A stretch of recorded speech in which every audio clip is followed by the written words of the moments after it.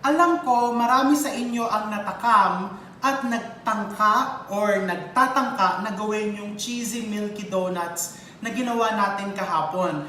Pero madami din ako natanggap na messages na ngayon pa lang kami bibili ng yeast, ngayon pa lang kami umorder ng yeast, or chinechempo pa namin kung kailan kami gagawa dahil medyo may katagalan din naman at nakakapagod yung proseso. So ngayong hapon, ang ituturo ko naman sa inyo ay napakadali.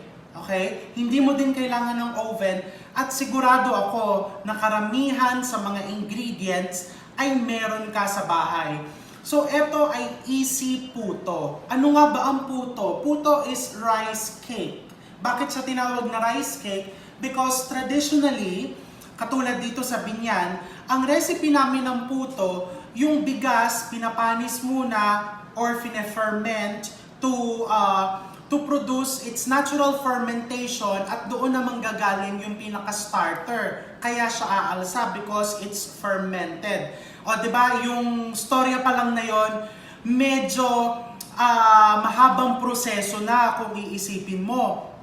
So marami ang nag-develop ng easy puto recipe gamit ang harina instead of using the bigas. So itong ituturo ko is parang muffin, steamed muffin recipe na napakadaling gawin. Simulan natin sa ingredients. So first, baking powder. Strictly, kailangan baking powder yung gamitin mo. So hindi po pwede ang baking soda ha. Salt. Bakit may salt?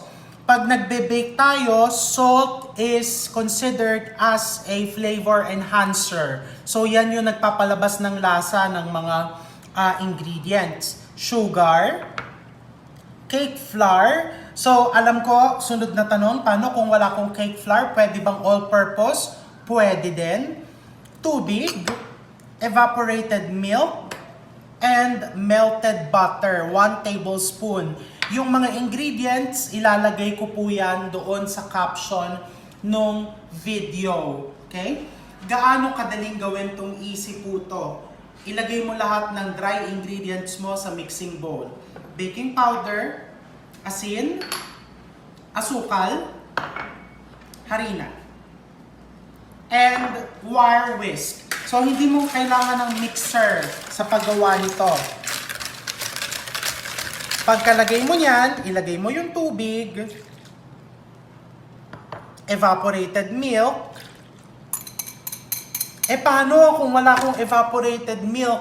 Kung nagtataka po kayo, pwede din gamitin mo is fresh milk. So yung tubig, di ba, half a cup yung tubig mo, half a cup yung evaporated milk mo, half plus half is 1 cup. Pwede ka din gumamit ng 1 cup na fresh milk. Kaya lang evaporated milk ang ginagamit ko is dahil, syempre, during the quarantine season, I'm sure karamihan sa atin ay nagtago ng mga delata. Okay?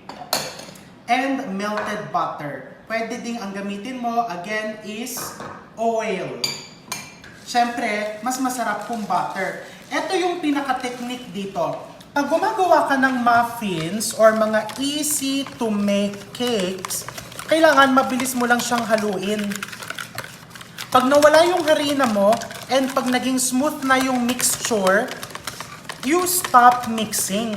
Because if you keep on mixing it, you will overmix the batter. Anong mangyayari when you overmix the batter? Titigas yung iyong cake. Titigas yung produkto mo because you will overwork the flour. Okay, so tingnan mo to ng malapitan. Smooth na siya.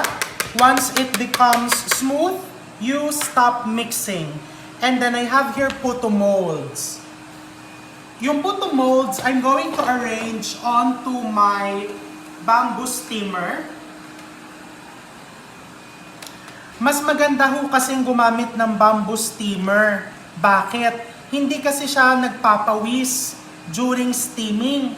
Pag kasi nagpawis, yung steamer mo, tumulo dun sa puto yung tubig, hindi maganda yung nagiging outcome. So using a bamboo steamer, medyo napre-prevent yung condensation. And then you put your puto batter. you don't need to grease the puto molds. Bakit hindi natin ginigrease? Para mas maganda yung alsa ng puto. Kasi pag nilagyan mo ng mantika yung molds mo, dumudulas yung butter. So pag dumulas yung butter mo, hindi siya masyadong umaalsa.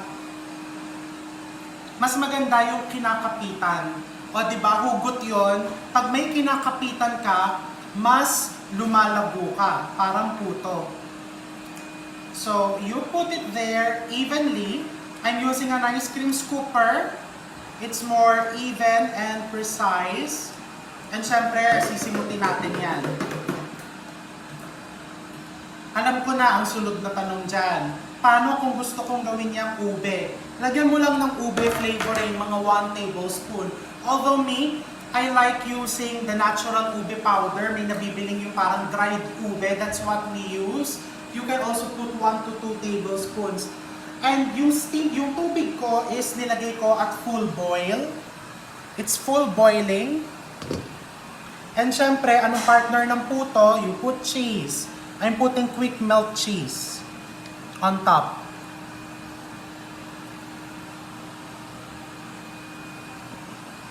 Okay? Pwede mo din yung gawing puto pao. Lagyan mo sa loob ng asado.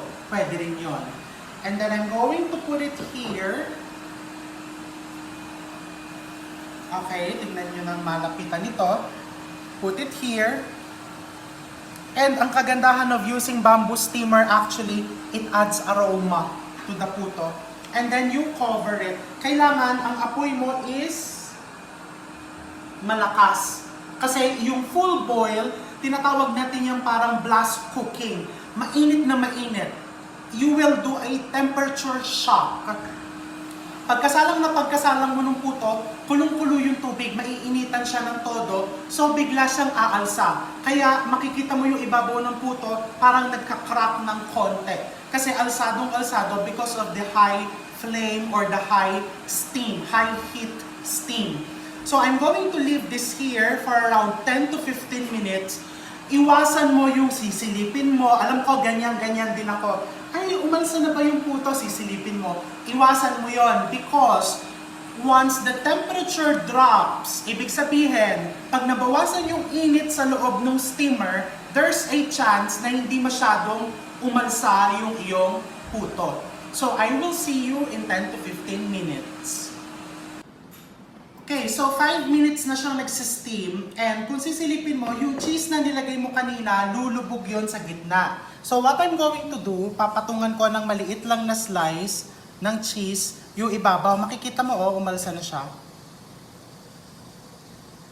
You put a small slice of cheese and then you steam it again for 5 more minutes. Balikan natin ulit.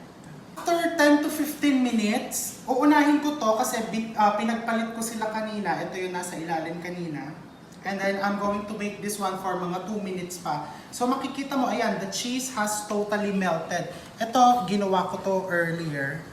And while it's hot, pwede mo na din tanggalin sa mold yan. See?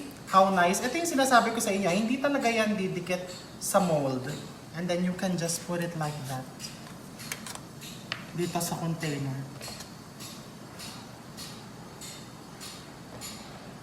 And this one, I can show you what's inside. Oops! Ayan o. Makikita mo, the cheese is oozing out. And you see how nice and moist and how fluffy the puto. I'm going to try it.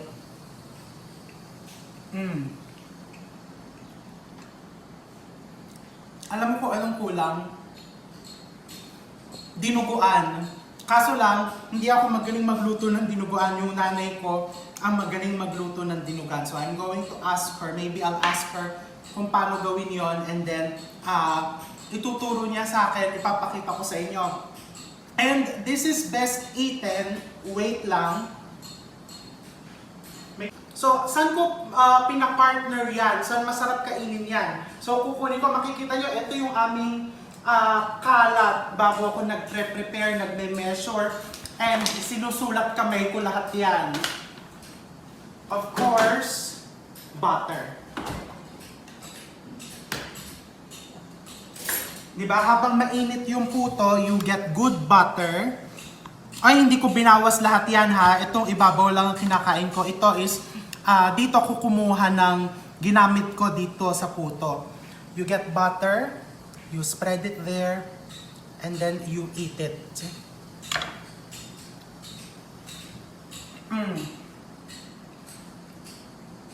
So again,